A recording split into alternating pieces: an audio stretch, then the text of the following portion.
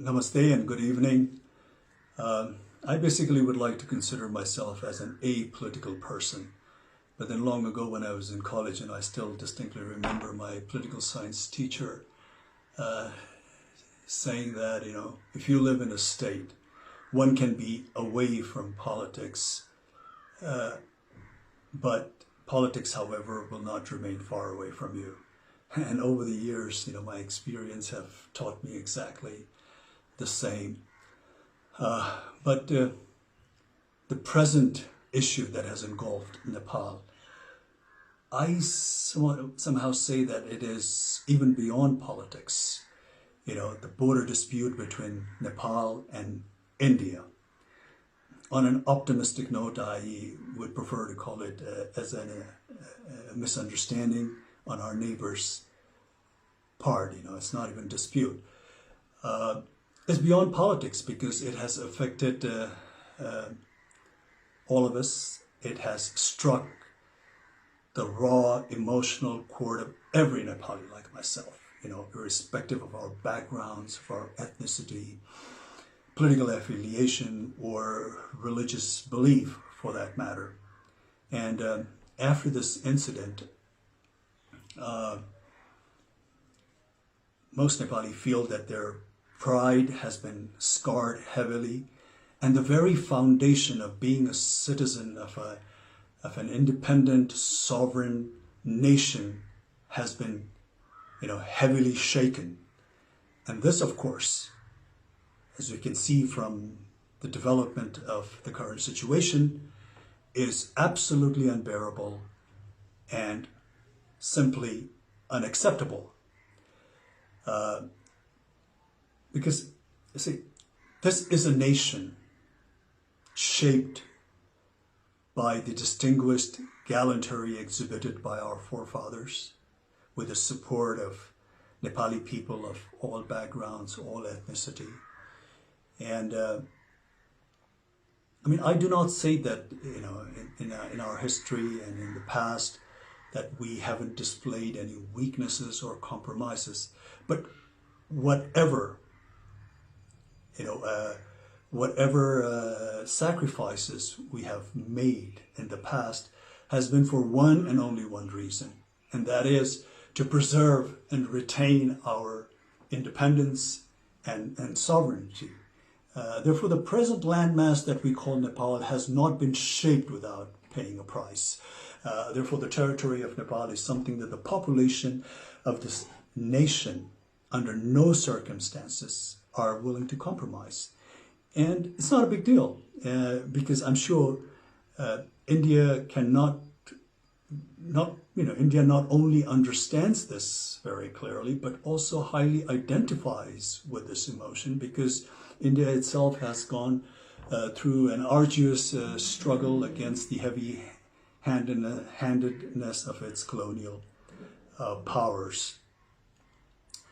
But we do not want to dwell on unnecessary braggadocio. Like we said, we in the past, in history, we've had our weaknesses. We had, our share of shortcomings.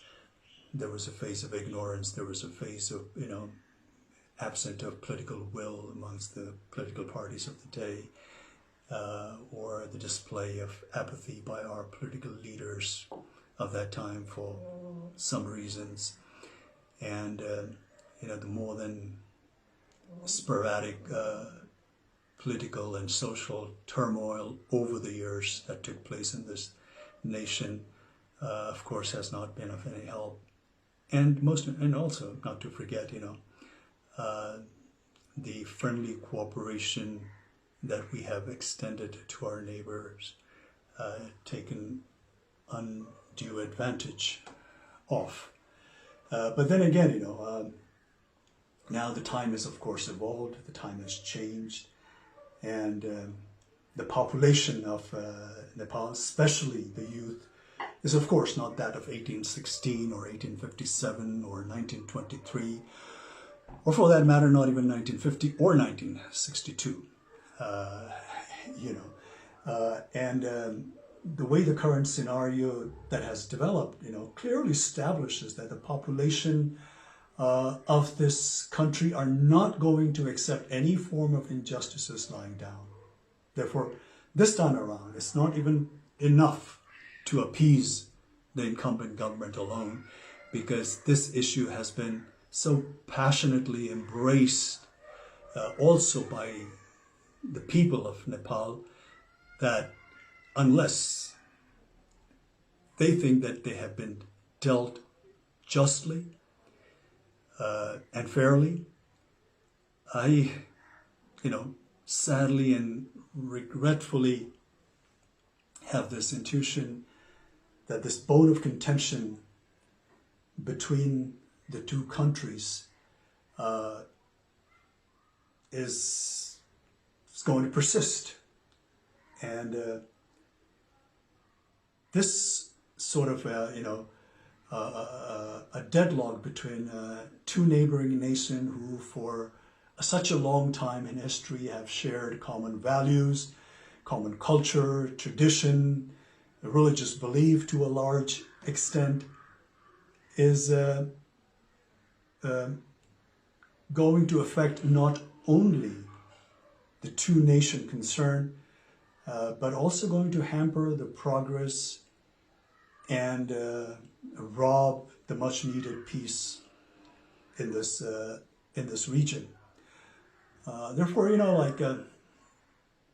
in recent news, when I hear that, when India cries wolf vehemently, denouncing China, not showing respect to the sovereignty of India, and proclaims how China does not care for India's national or territorial integrity, it just seems like a case of pot calling the kettle black. And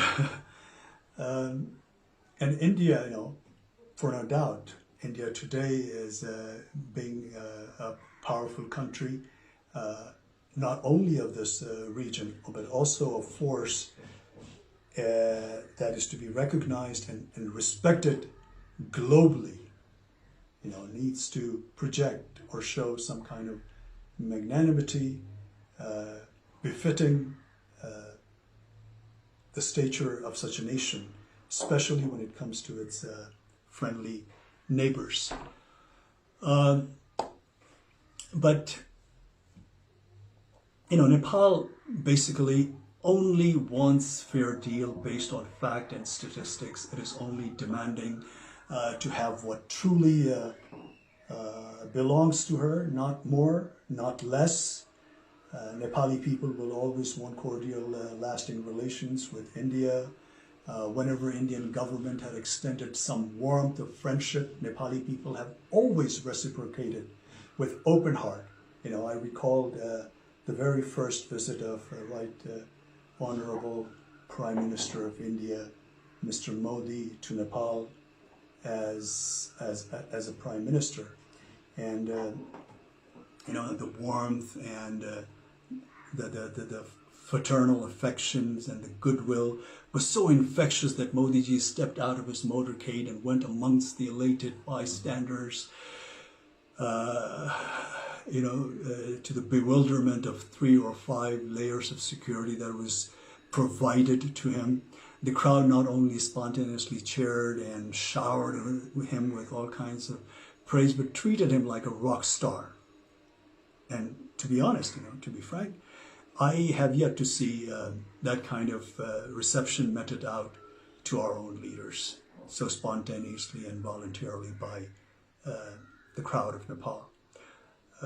But then again, unfortunately, the exhilaration met with an untimely death when Prime Minister Modi's government imposed trade blockade during the aftermath of 2015 devastating earthquake.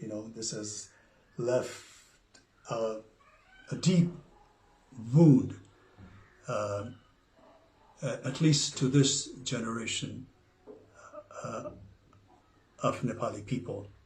Therefore, time and again, this untimely blockades and with lopsided treaties and agreements and unresolved border disputes and not to mention taking advantage of the weakness of our political leaders, has a repercussion of which, befalls this nation and its people. Therefore, the current step that India has taken vis-a-vis Limpiadura and Lipu Lake has in some way come as the last straw on the camel's back. It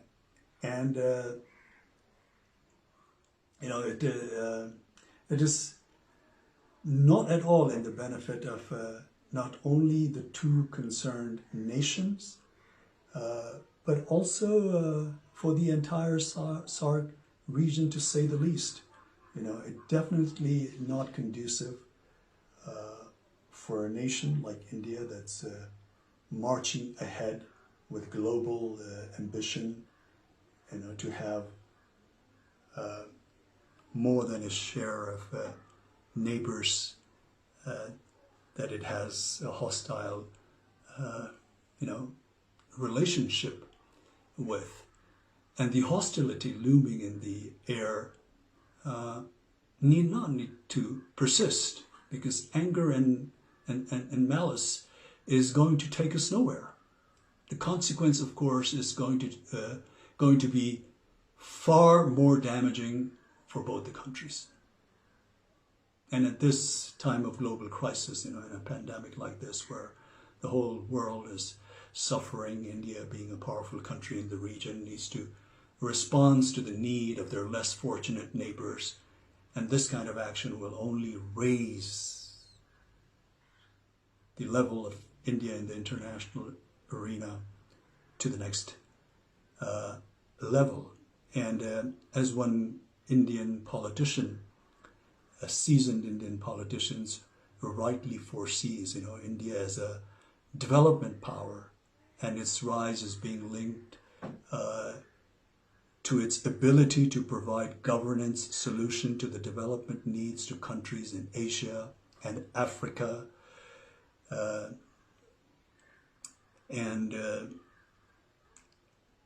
Also, just recently I was fortunate enough to hear the Prime Minister of India, Mr. Modi's address to his nation. I think it was on the occasion of Buddha Jayanti, and he said something like, I would like to roughly quote what he said.